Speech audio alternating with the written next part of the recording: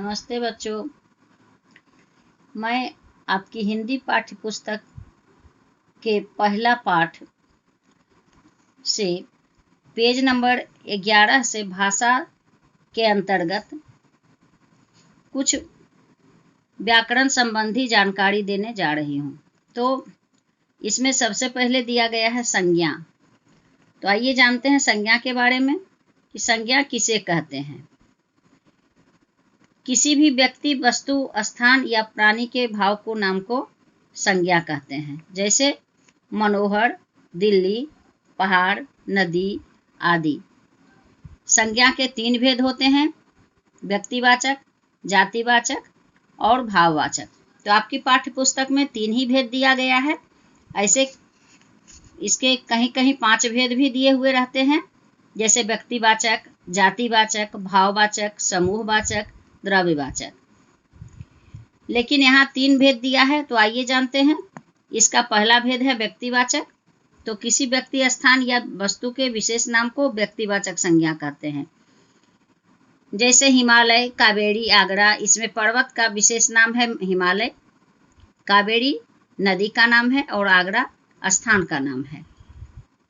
अब है जातिवाचक संज्ञा।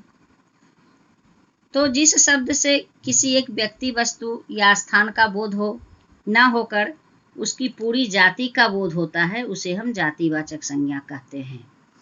जैसे नगर, शहर, पहाड़, नदी, पुस्तक, पशु आदि। अब आइए हम बात करते हैं भाववाचक संज्ञा की। तो भाववाचक संज्ञा किसे कहते हैं?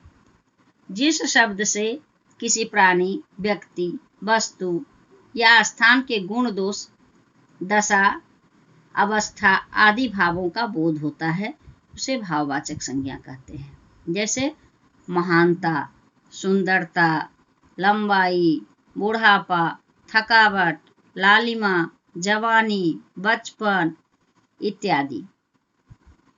अब देखिए, इन्हीं से संबंधित कुछ प्रश्न दिए गए हैं।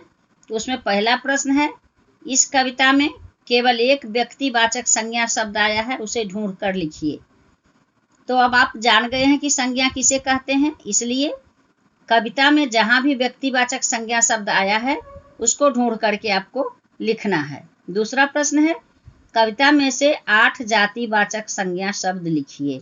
अब आपको देखना है कि पूरी कविता में कहाँ कहाँ जातिवाचक संज्ञा शब्द आया है। तो उसमें से 8 शब्द चुन करके आपको प्रश्न नंबर 2 में लिखना है। फिर तीसरा में है, कविता में से 2 भाववाचक संज्ञा शब्द ढूंढ कर लिखिए। 2 भाववाचक संज्ञा शब्द ढूंढना है। फिर चौथा में है, नीचे दिए गए शब्दों के विलोम शब्द लिखिए। यहाँ जो भी शब्द दिए गए हैं, क, ख, ग, घ, तो इन चारों शब्दों का विलोम शब्द आपको लिखना है। 5 में है, नीचे दिए शब्दों के 3-3 पर्यायवाची शब्द लिखिए। तो जैसे क में है पुष्प, ख में घर, ग में श्री, घ में आँख। तो इन चारों शब्दों का पर्यायवाची शब्द आपको लिखना है। आशा है आप अच्छी तरह से समझ गए होंगे। धन्यवाद।